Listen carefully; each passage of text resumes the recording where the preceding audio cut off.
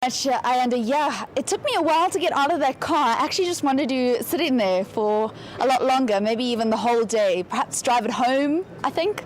But the man from BMW, the head of communications, Guy Kilfoil, said, no, it's time to get out now. We actually do need to display that car to some of the other people that will be enjoying the Johannesburg International Motor Show. Thank you very much for speaking to Morning Live.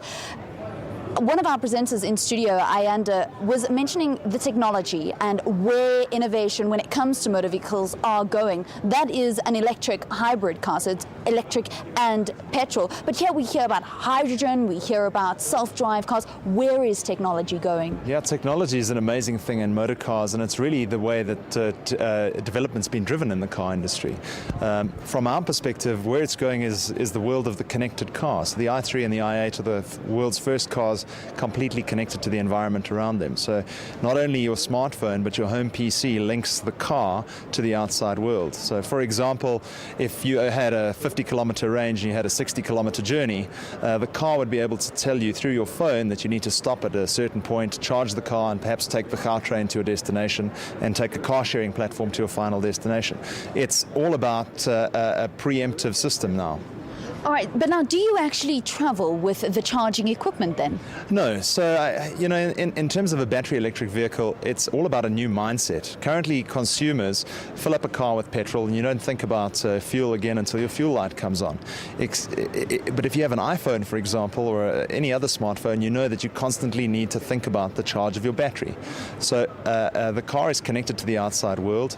Government are busy putting in a public charging infrastructure, and the car will be able to tell you where the nearest charging points are so that you always have enough charge to get to your destination.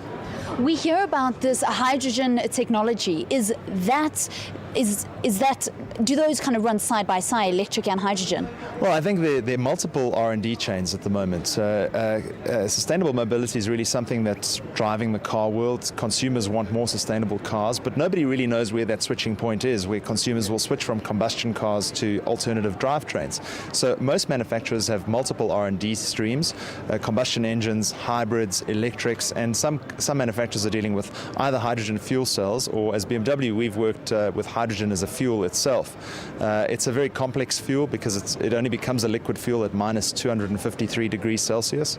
We had a tank in our Hydrogen 7 that was 15 centimeters thick, and if you filled it with boiling water, it would take 81 days to cool to drinking temperature. But with hydrogen, a full tank is gone in 3 days. It just evaporates. My goodness.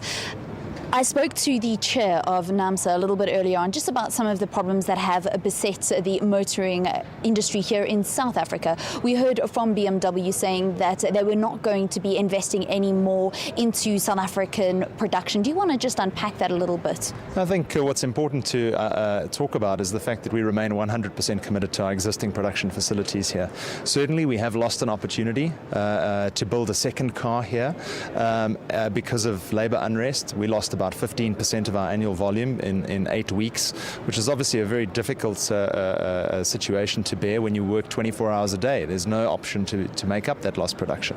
But right now, I think we have an opportunity in the next 3 years to put in place measures and work with all the stakeholders, government, labour, and the industry as a whole to try and make sure we can address these problems to ensure issues like this are not missed in the future.